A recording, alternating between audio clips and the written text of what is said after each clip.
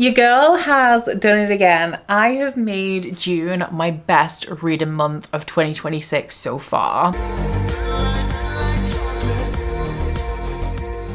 Only by 18 pages, but that is 18 pages more than I've read in any other month this year. And so I'm gonna be taking it. In June, I read 9 books in total, and even though the quantity was a little higher than usual, the quality unfortunately was not. And there were quite a few books that I enjoyed that I read in June. Some that took me by surprise, some that I hoped that I would love, and I'm so happy that I was right. But we also had 2 2-star reads in June as well, which is the most that we've had in any month this year.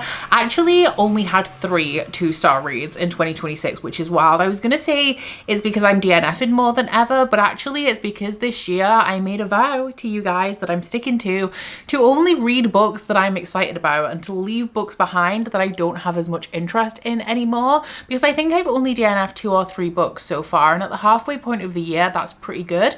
Last year I'm pretty sure I was DNFing like 3 books a month. But what I will say is that both of the books that I gave 2 stars to were ones that I definitely should have DNF'd, but I didn't because of specific reasons, which I mean, maybe we'll get into in this wrap up if I remember. But getting into those stats, in June I read a total of 9 books, which added up to 3,860 pages and broke down to an average of 129 pages per day. For the star ratings, we had 2 2-star reads, 2 3 stars, 4 4 stars, and 1 5-star, breaking down to an average of 3.4 stars per book. For the demographics, we had just 1 young adult and we had 8 adult books. For the formats, we had 4 ebooks, 2 standardly formatted novels, 2 arcs, and 1 audiobook. For the genres, we had 4 fantasy, 2 fantasy romance, 2 romance, and 1 dystopian, which interestingly is exactly the same genre breakdown that we had in May, just with the addition of 1 dystopian this month. For the sources, 3 of the books that I read were sent to me by the publisher, 3 are books that I bought new, 2 are books that were gifted to me, and 1 I read from Kindle Unlimited. And then finally, for the length of time these books have been on my TBR, 4 of them are from my existing TBR prior to the start of 2026. 4 of them are books that I've hauled in 2026, and 1 is from my digital library, which is of course that Kindle Unlimited book. So the first book that I read in the month was one that I thoroughly enjoyed. I went into this one with super low expectations and an open mind, and I think that that's why I enjoyed it so much, which is Starside by Alex Astor. This one is an art copy that was sent to me by Bloomsbury, so thank you so much as always to Bloomsbury for that. And the reason why I went into this one with such low expectations is because I've heard some pretty not great things about Alex Astor's young adult series. This is her adult debut, and I will say that there is a lot of this that reads like a kind of very strong young adult, but officially it is Alex Astor's adult debut. It is set in this world that is separated by a gate between the lands of Starside and Stormside. Stormside is where the humans live. There is no magic in this land. There used to be, but it's faded, and now all of the magic is in Starside. So once every 25 years, the gates between these 2 realms open, and 50 mortals from Stormside can cross to Starside, where they have to travel across the map to like this pool of the gods, where they will retrieve a cup of magic that they then have to take back all the way across Starside and into Stormside, where they can use it to help their people, help themselves, become healthier, more successful, whatever it is that they would like to use it for. And this is of course incredibly valuable because the world of Stormside lives pretty much in poverty because of their lack of magic. So our main character Aris is embarking upon this quest to be one of the 50 that enters Starside, but not because she wants a cup of magic. Instead, she wants to take revenge on the god that is responsible for the death of her family. So this one initially intrigued me because we have this like competition, tournament kind of setup with these 50 mortals entering into Starside. What I didn't realize about this though was how brutal it was going to be from the off. The very first chapter of this book is everybody scrabbling to get onto this rock. The first step of this challenge is not 50 people entering Starside. It is whittling everybody down to 50. So we start off with this huge rock and the people have to fight to get on it. Anybody who's on the rock can pass to the next round, and they have a set of almost pre-trials to narrow it down to the 50 that enter Starside. When we get to Starside, it is more about traversing the land and navigating the perils of this world full of immortals to get to where you need to be and get back in 50 days. Now, obviously, our main character is fighting against some of the other competitors in here, but you can also make alliances, and one of the people that she ends up teaming up with is, of course, our love interest, who is one of the king's knights, and she assumes that the reason why he's embarked upon this quest is to bring magic back to the mortal king, because in the human lands where she's from, there are certain families. It's very Hunger Games, and there are quite a few references to the Hunger Games in here as well. But there are certain families in the human realms where every time the gates open, they send a member forward to bring back magic to continually strengthen their hold, and they are like the wealthy families of the human lands. In execution, this one reminded me a lot of Fourth Wing by Rebecca Yarros, because when I read Fourth Wing, I thoroughly enjoyed it, but I think that the beauty of Fourth Wing is that Rebecca Yarros threw a bunch of very popular tropes into one book and executed them in a way that people love to see them executed. And I feel like Alex Aster did exactly the same thing in Starside. We have so much going on in here. We have like the tournament, the series of trials, we have this magical world full of immortals, we have an enemies to lovers romance, we have an underdog fighting back against all odds to win this trial or succeed in this trial to get where she needs to be on a revenge mission. We also have like animal companions, there are dragons in here, and this was just so full of like tropes and plot devices that are very, very popular, executed in a really fun way. The map, which unfortunately is not included in the art copy, but I do have a finished copy as well, is chock full of locations, and I think that this is honestly the only fantasy book I've ever read where the character hits every single point on the map, and that is kind of where this book lost me a bit. I thought that it was instantly compelling at the beginning, which is interesting for me because this book is very fast paced and it throws you straight into the action, and we all know that I love a little bit more of a slow start, but I thought that the beginning was super compelling and I thought that the end with the plot twist were very dynamic. However, the middle was very repetitive in that we were hitting every single point on this map and it followed this formula of arrive at a location, almost get killed by something, fight the thing off, relax maybe overnight or maybe as you're traveling to the next location, where the same thing would happen over and over and over again. So it felt a little bit indulgent in that regard. Overall, I did find this to be extremely enjoyable and very, very compelling, apart from that section in the middle where it did start to drag a little bit. But I do think that this is also a mashup of a lot of other different, very popular, mainly YA series, I want to say. We had a lot of references to the Hunger Games in the way that this competition like cycles round every generation. The first chapter where everyone's scrabbling to get on this rock was very reminiscent of like the cornucopia. There were similarities in here to Red Queen. I think that was mainly because in Red Queen they're split between red and silver bloods, and silver is the most valuable metal in this world. Metal is valuable in general, but silver is like the top tier, and so anybody in possession of silver are revered in the way that the silvers are revered in Red Queen. There was also a scene in here that reminded me a lot of the stag scene in the Grisha trilogy, and just a whole bunch of moments that I feel like I've seen before in other series. So I did have a really good time with this, and at this point I'm very interested to read the sequel and the conclusion in this series, but I don't think that it's anything overly unique or special in that way. Next up, I read a book from one of my favorite authors, which was Not in Love by Ali Hazelwood. I have given the majority of Ali Hazelwood books that I've read 5 stars, and unfortunately Not in Love was not one of those 5-star reads for me.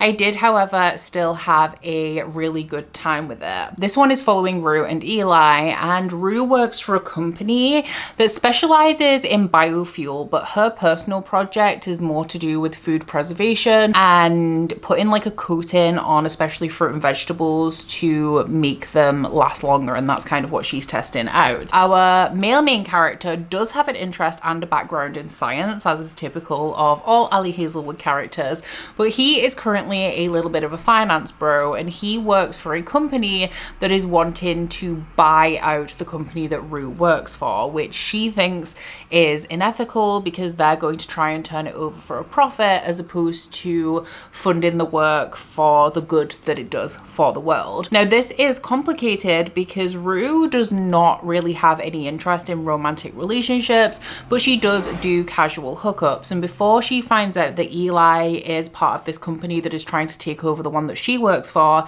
she has arranged to hook up with him on this app that she uses. Now, nothing ends up happening because the meeting is derailed by Rue's brother, but they very much have chemistry and a sexual attraction, and throughout the course of this book they do decide to indulge in that with mainly a physical relationship, but obviously because this is a romance book you can probably tell how that evolves. This is a dual perspective book, which is somewhat unusual for Ali Hazelwood. I'm more used to single perspectives, but in this one we are flicking between both Rue and Eli. Now, Rue is on the spectrum and she finds a lot of social interaction very uncomfortable, so to deal with that she essentially doesn't put herself in a lot of situations where she's going to feel awkward socially, and that includes keeping a lot of people at arm's length. Now, this combined with the fact that she had quite a difficult upbringing with a neglectful parent has made her incredibly emotionally unavailable. And on the flip side of that,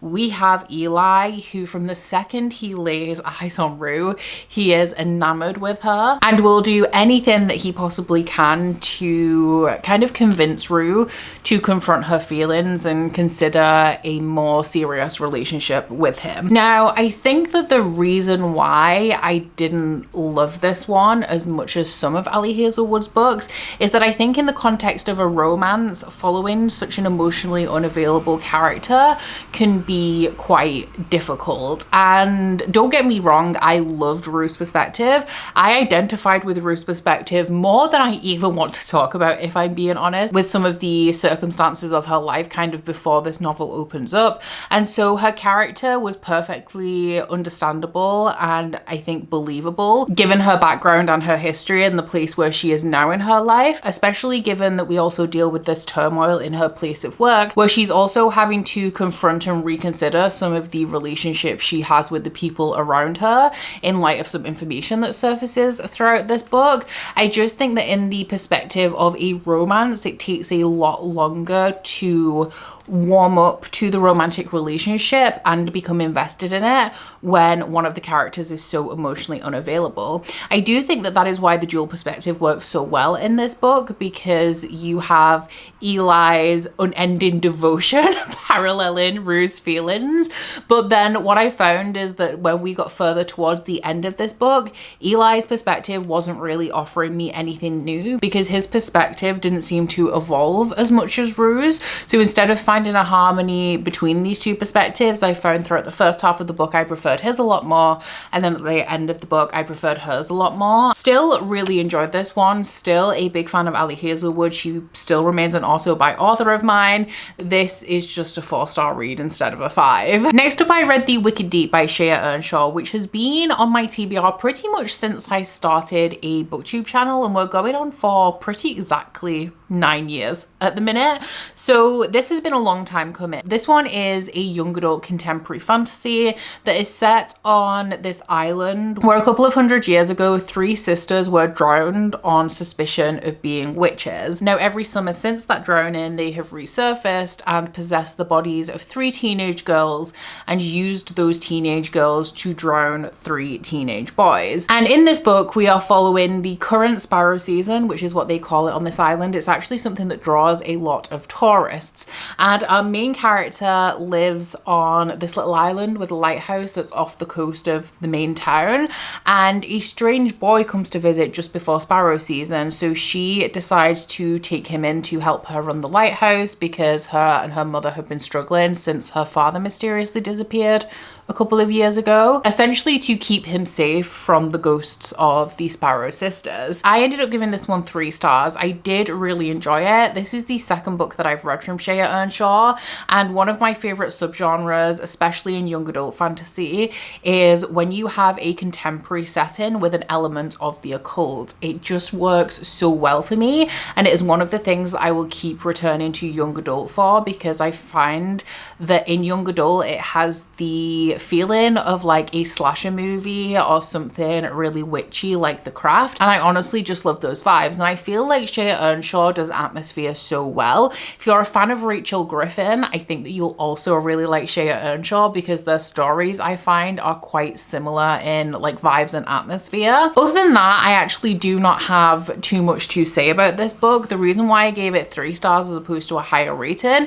is because, similarly to how I felt about the other Shea Earnshaw book I read, which was Winterwood, I very much enjoyed this in the moment. I found it compelling. This is set in summer. I read this at the beginning of the month, and it's actually set at the beginning of June, so a perfect time to read it, although I will say that the vibes are very much given autumn, so I feel like it would be an amazing autumn fall read as well. But I don't think that this story is going to stick with me for very long, and I don't think that I'm ever going to feel any particular urge to revisit it. This could potentially be a really good holiday read as well if you're looking for something a little bit spookier than your typical beach read, or if you're going to one of those small town seaside locations. I think that this could also be really cool. It doesn't take a lot of like brain power to focus on this one. It's quite an easy to ingest story that also I feel will do a really good job of keeping you hooked. Next up, I read something really fun, which was If Books Could Kill by Kate Eberly. This one has been marketed as a romance book, but I would argue that we have a whole blend of genres in here, and I feel like the best way to describe this would be more as like a romantic action adventure. It essentially reads like a movie. So this one is following a woman who is lamenting the fact that her favorite romance author has not published a book recently, and she's not necessarily a hopeless romantic, but she thinks it would be fun to take a break from her life and be swept up in this like perfect romance book style relationship just for a brief moment. So she's on the phone to her best friend talking about this when she stops by a street performer that has a sign saying that they're granting wishes, and she stops to tie her shoe, and she says that she wishes that her favorite romance author would write her as the heroine as her new book. And lo and behold, in the style of a Christmas Hallmark movie, her wish is granted. She obviously doesn't think anything's happened, but then she goes to the library and has the most perfect meet cute, to the point where she thinks it's a little bit too good to be true.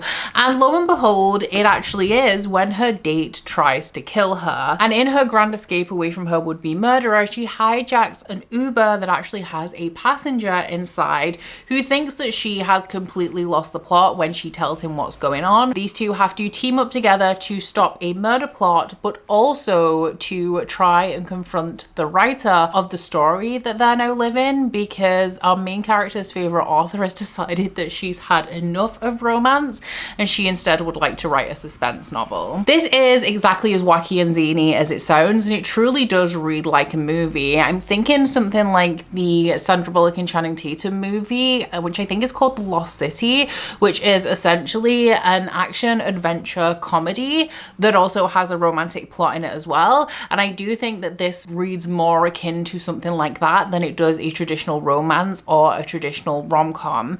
I did end up having a really good time with this. While I don't love humorous fantasy, I do really like humorous romance. I also thought that the plot was, of course, very, very fun. I do feel like it is a little bit too fast-paced for my taste though, and a story like this I do prefer to watch in movie form as opposed to reading, because the pace in this book never really slows down, and I feel like I got to a point where it was just a little bit exhausting. But if you are somebody somebody who kind of wants that really fun adventure rom-com kind of energy in book form, then I definitely recommend that you pick this one up. It was a really good time. Next up, I read a 5-star prediction that did not turn out to be 5 stars, but I still really enjoyed it, and that was Anathema by Kerry Lake.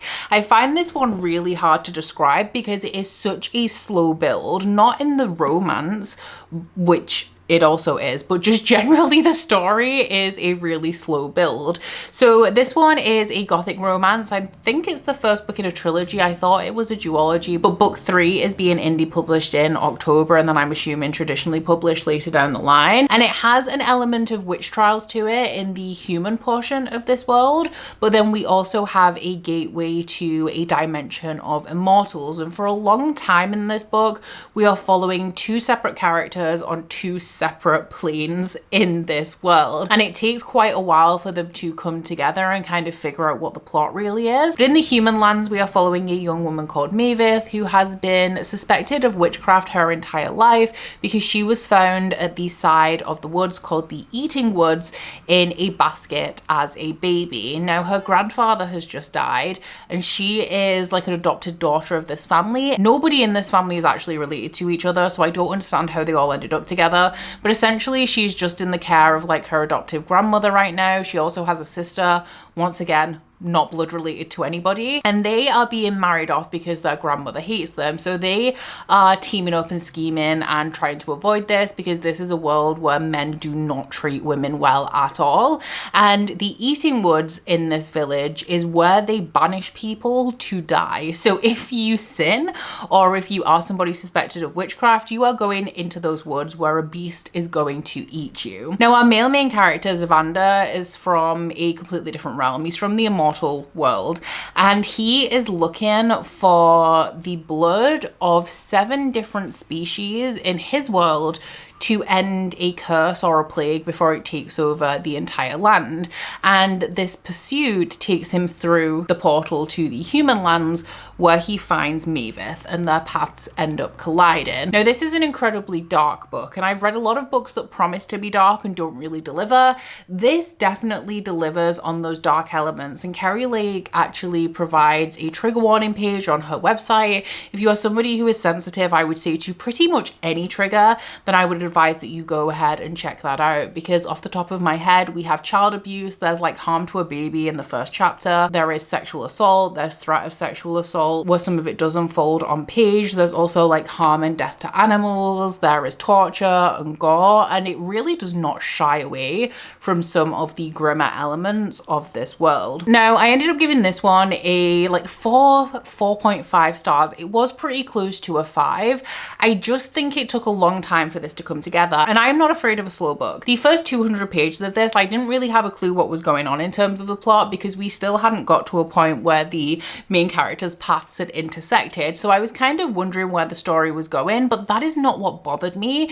What bothered me about the beginning of this book is when you're reading from Zavander's perspective as an immortal who has lived in this immortal realm his entire life, he's just throwing out words and terminology left, right and center with very little context that don't make any sense when you're not fully immersed in this world. I think that the world building was a little heavy-handed from his perspective at the beginning of this book. Now as their paths intersect and Mavith gets more embroiled within this world, things start to make sense a little bit more, because people are explaining things to her as a newcomer to this world and to the magic, so it makes it a little bit more digestible for the reader. Whereas from Zavander's perspectives, like I really struggled to get a grasp of what was going on there throughout the beginning. Now Kerry Lake does provide a glossary, but typically when it comes to fantasy, especially when it's a little bit dense, I did end up using the glossary throughout the reading of it, but I find it's the context that I struggle with the most. So I tend to just persevere until everything comes together, which it did do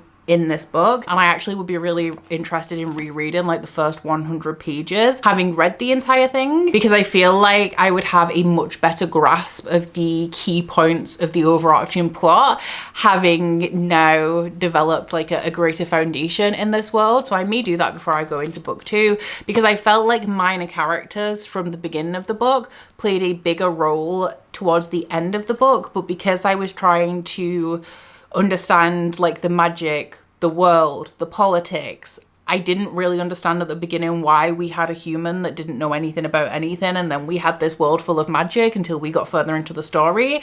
I wasn't able to fully keep track of like all these like random people that were being mentioned. So it took me a little while to get into, but when I did, I thought that it was really enjoyable. I really liked Kerry Lake's writing style. And while I wasn't enjoying myself necessarily throughout this entire thing, because it is pretty dark and pretty grim in parts, I did find it incredibly gripping, and I really didn't want to put this one down. Next up, we had my 5-star read for June, although it isn't an exciting one because it was a reread for me, so it doesn't really count. I mean, it's still a 5-star, but it's not like anything new and exciting for me to tell you about, especially because it's A Court of Thorns and Roses by Sarah J Maas, so I'm truly not going to dwell on this one very long.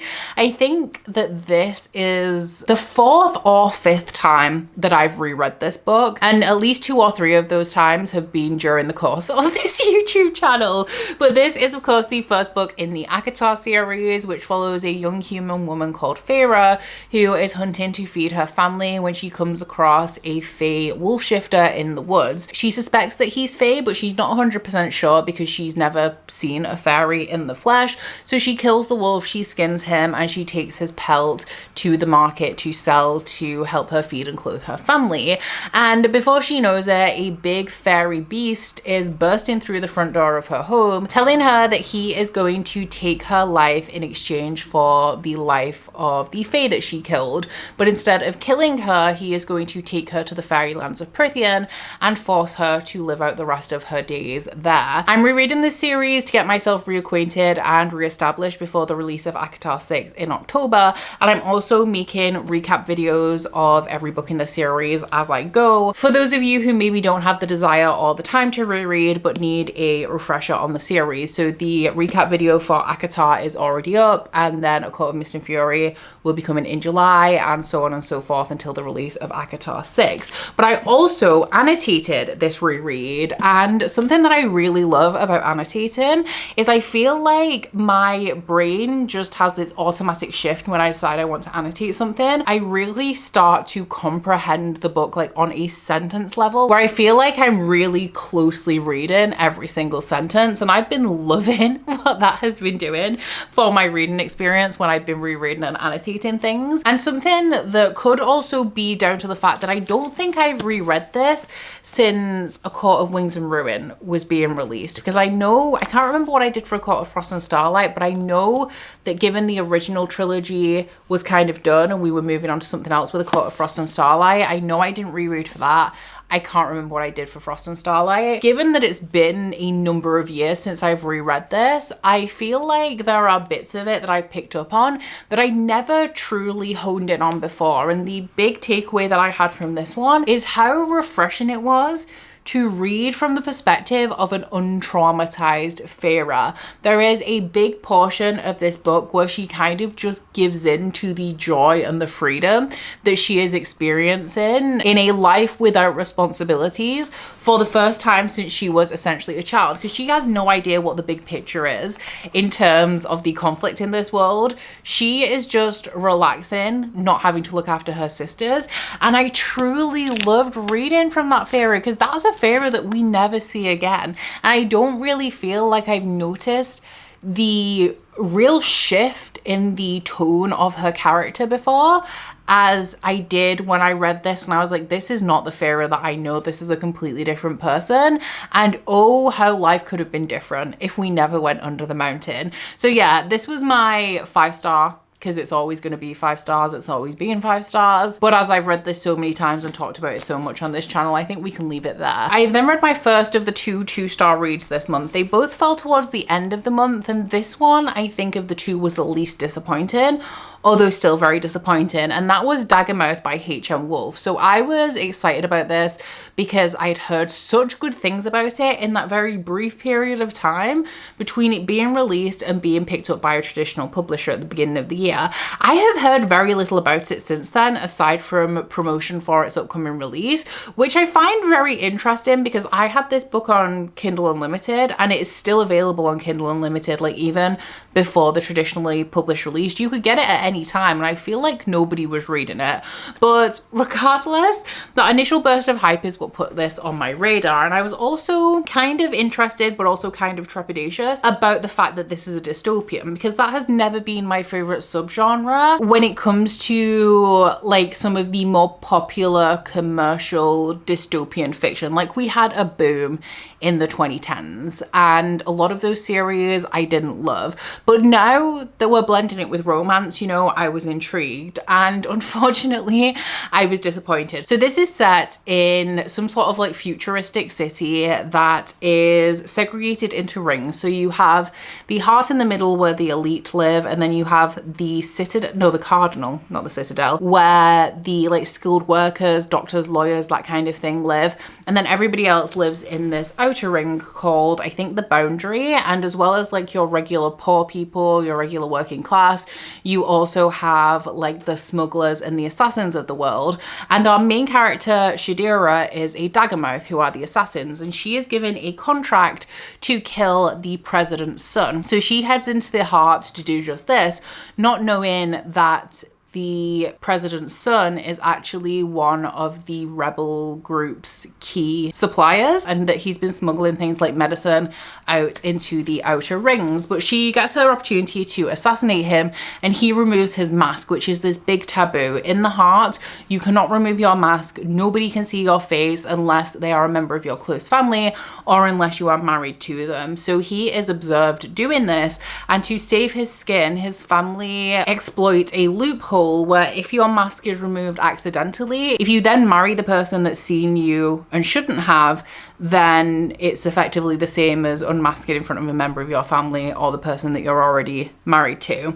So these two essentially end up in this forced betrothal with the lives of people that they care about being held over their heads, which is why they both agree to it. And as you can imagine, this is a very volatile relationship because they hate each other. So there were a couple of things that I didn't love about it. The first one is that tonally and atmospherically, this was not appealing to me, in that it essentially reads like a mafia romance. And if instead of this fictional city, we would have had a real life city, so we're like Chicago, New York, this 100% would have been a mafia romance with the elite being replaced by like crime families instead of the rulers of this fictional city. The way that the dynamics between the characters played out was giving mafia. The fact that we have so much gun violence and like bomb threats in here, the dystopian world in and of itself, I didn't feel like was doing enough to critique society, which for me is the hallmark of the dystopian genre. It's more than just aesthetics, it's more than just a futuristic world. It is a world in our future where you can see a clear line between where we are now as a society and where we could be given a set of perfect circumstances. I personally felt like Daggermouth really just lent into the aesthetics of dystopia, and the message on society that it was putting forward wasn't anything more complicated than like segregation is bad, capitalism is bad, oppression is bad. It was actually kind of given, in terms of the city, it reminded me a lot of Final Fantasy VII, but I don't know whether that's just because Curtis is replaying the PlayStation 1 version right now, but it felt very Shinra to me, honestly, especially with like the circular nature of it. I feel Shinra is the world, right? Midgar, it's the company that's called Shinra. Midgar is the world. The thing that I actually couldn't look past in this book, though, the reason why I didn't end up loving it and I gave it like a 2.5 star rating, is because the main characters are essentially like two-dimensional caricatures. Our female main character, Shadira, is the badass assassin, never had a contract that she couldn't complete no matter how dangerous. She is the creme de la creme of assassins in this world. But then you have Grayson, the son of the president, who is the privileged heir to the empire, who just wants to help the common people, and they did nothing to grow outside of those roles assigned to them. I would even go as far as to say that nothing worthwhile that happens in this book has anything to do with them. These side characters are the shining stars of this story, and if this was a story about Lyra, I would have eaten it up and I would have rated it a lot higher. At this point, I'm in two minds whether I'm going to continue on with the sequel, purely because the last 2 chapters of this book were 5 stars. Like, I'm not even kidding. They blew my mind and make me really intrigued about the sequel. But I just feel like as we've been presented as Grayson and Shadira being the stars of this series, and the fact that they're like on the cover of book 1 in all of the like special editions, of which there are many, and then the fact that like they didn't actually do very much in book 1, I feel like they are going to continue to be the focus of the sequel, and I just don't really want to read about them when there are so many more interesting characters in this world that we could follow. There's also something that happens at the end of book 1 that makes me think I'm not going to get the same vibes out of book 2 regarding some of those side characters, but there were a couple of plot twists that I would be really interested to see how they play out. So I guess for this one, what I'm going to do is kind of just see how I feel when that sequel is released and decide then if I want to continue on with this. I gave this like a 2 or 2.5 stars, and that 0.5 star is purely for those last 2 chapters. So I do think that by the time the sequel has been released, I will have lost all interest, but who knows. I then started a new epic fantasy series, which, you know, probably wasn't a good idea, but here we are. And the one that I decided on was the Rhaenyra Revelations by Michael J. Sullivan. I didn't read this entire thing because this series is made up of 3 bind-ups containing 2 books each. So I just read the first one, which was just under half of this, which is The Crown Conspiracy. I've heard amazing things about Michael J. Sullivan in general. One of my main draws to Michael J. Sullivan is that all of his books are narrated by the same audio narrator as the Red Rising series, which is of course Timothy Gerard Reynolds. And I'm pretty sure there are also graphic audios of a lot of Michael J. Sullivan's books available as well, which if you like those is pretty cool. But this one is following a mercenary and a thief duo that go by the name of Rhaenyra. So we have Hadrian, who is our master swordsman, and we have Royce, who is our thief.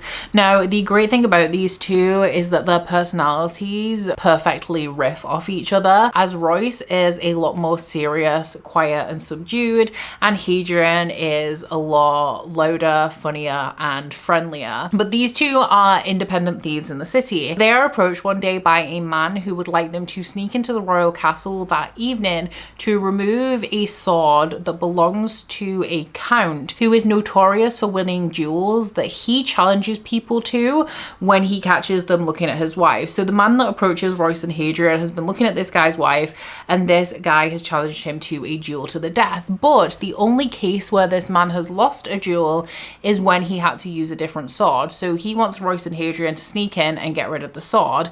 They reluctantly agree, you know, because he's appealed to Hadrian's good nature and he feels bad because this guy's gonna die if they don't do it. So they sneak into the castle to remove the sword, only to find out that they're actually being framed for the assassination of the king. Now, this leads them into a chaotic string of events where no matter how much they try and extricate themselves, they just keep getting embedded deeper and deeper into this political plot line for the throne.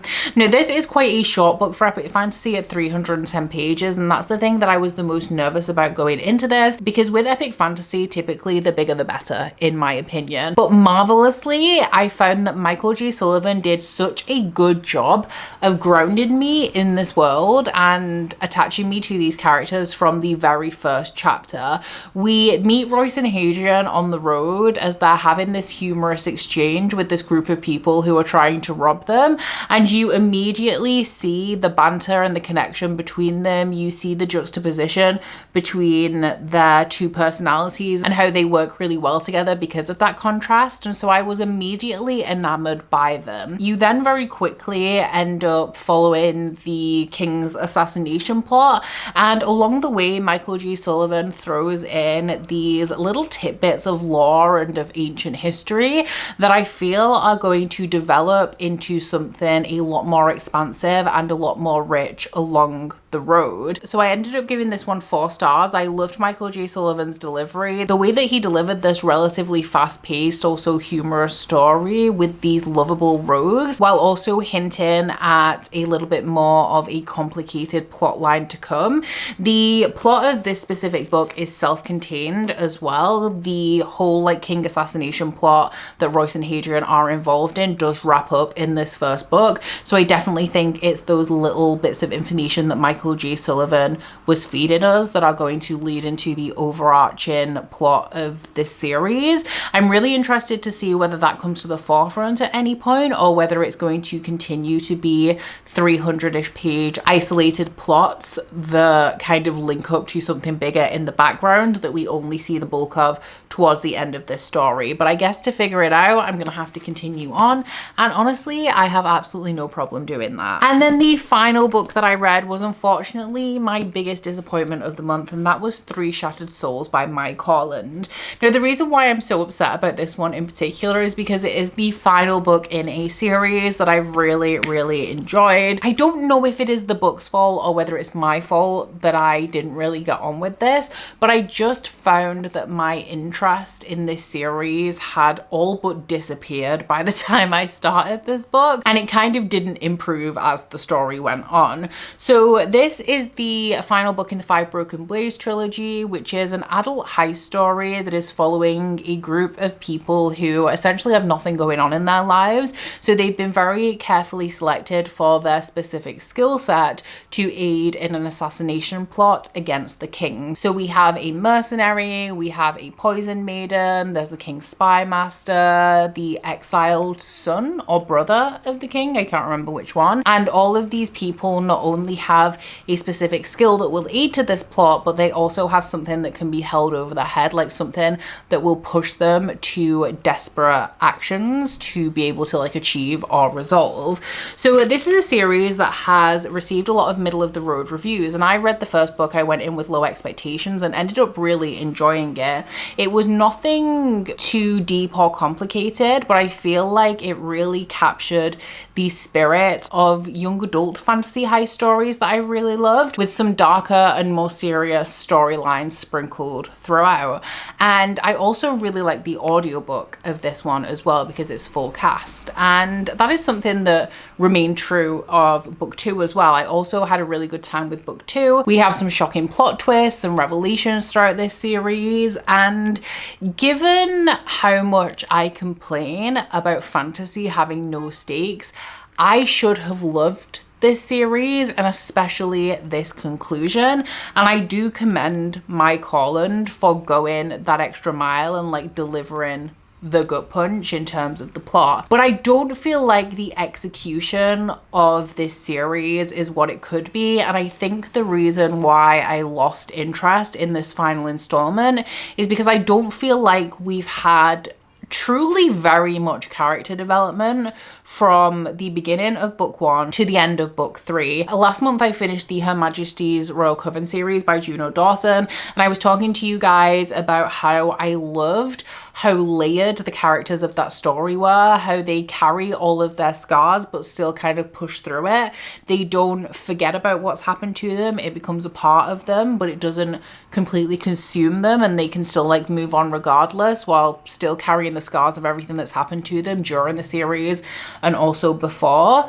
This is not that series. These characters have not changed enough given the circumstances of this series. The only kind of shift that we see in them really is the focus of their inner monologue, and man do these guys like to inner monologue, and they are harping on about the same thing constantly. We have a character in here called Aerie, who is the master thief of the group, and we have a lot of romantic relationships in here. Everyone's paired off with pretty much the first people that they meet in book 1, but Aerie cannot stop going on about Royo and how hot he is. And that is all that she talks about, and I feel like the author makes the characters so repetitive to remember whose perspective that you're in, because I think one of my mistakes as well with this one is that I tried to immersion read the final book when with all of the other books in the series, I've immersion read the first couple of chapters to get grounded in the world, and then I've just gone audio only.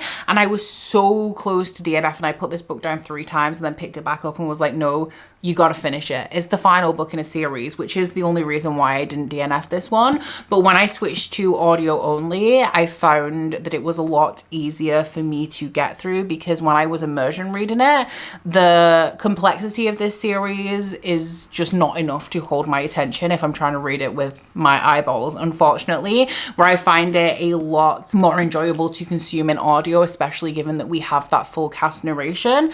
But I really just felt like the tone of this book was exactly the same as the tone of the beginning of the first book. The pace was the same throughout, the characters were the same throughout, the entire thing was one note. If you do think that this series sounds interesting to you, because I do think there are things to enjoy about it, I would definitely recommend reading these books back to back, because we have quite a lot going on in terms of the plot, but also the politics of this world. And while it does have a summary at the beginning of the book, like you get a 3-paragraph summary for what's happened in the 2 books before this one, which really isn't enough to refamiliarize yourself with the kind of politics and the intricacies of what is going on in here. And I also feel like each book picks up very shortly after the second one concludes, and it doesn't have a period of reintegrating you back into the story. It pretty much just starts as though you've just put down the book before it. So I would definitely recommend reading them back to back, or just not really leaving very much space in between the installments in this series. I do think that it is enjoyable if you like fantasy high stories. I think that it can be quite fun. I think that the characters in here are very reminiscent to me, like I said, of young adult fantasy high stories that I really love. And as I said when I read the first books in this story, I think that this is an enjoyable installment in that genre, but it's not doing anything to push fantasy high stories forward. It is just a middle of the road fantasy high story that if you go in with low expectations, you have the potential to enjoy. I just don't think that there was enough growth in any regard throughout the series for this to keep my attention in the same way that it had throughout the first 2 installments. I think that the first book in this series is still my favorite, although I enjoyed some of the plot twists we had at the end of book 2. And like I said, in terms of the plot, I do really appreciate what Mike Corlin did with the end of this, and I do think that the plot of this book is actually its strength as opposed to the characters or the writing. So including Daggermouth, those were the 9 books that I read in the month of June, my best reading month of the year so far. I do genuinely think we have an interesting selection of books here, because even though I didn't love all of them, some of them were pretty mid, some of them weren't for me, some of them I just didn't enjoy. I think that I had a lot to say about all of them, apart from ACOTAR, because, you know, I've said it all before, which is pretty cool in terms of, you know, actually reviewing and discussing these ones. But down in my comments, let me know if you've read any of these and what you thought of them. Alternatively, let me know what your favorite book of June was. I am torn between these 3, because the reread doesn't count. I'm torn between these 3 for different reasons. This one was very compelling and fun. This one was super gripping, and while it was a slow burn, I loved it by the end. This was an amazing start to an epic fantasy series, and I also really love the execution of this given how short it was. So I need to make a decision, because the next video you're gonna see is my best books of the year so far, where I tell you guys about the best book that I've read of every month of the year. So I need to narrow this down somehow, but right now these are my contenders. And of course, if you would like to let me know that you were here but you don't feel like you have anything to say, leave me a sword emoji for Theft of Swords by Michael J. Sullivan. But aside from that, guys, please don't forget to like this video if you liked it, and subscribe if you wanna. If you head into my description box, you'll find a link to my Goodreads, Instagram, or Patreon if you want to follow me on any of those. But that's it from me today, guys. Bye! Oh, you bite your friend like chocolate. You say you're go and nobody knows, with guns hidden under our petticoats. We're never gonna quit it, no, we're never gonna quit it, no.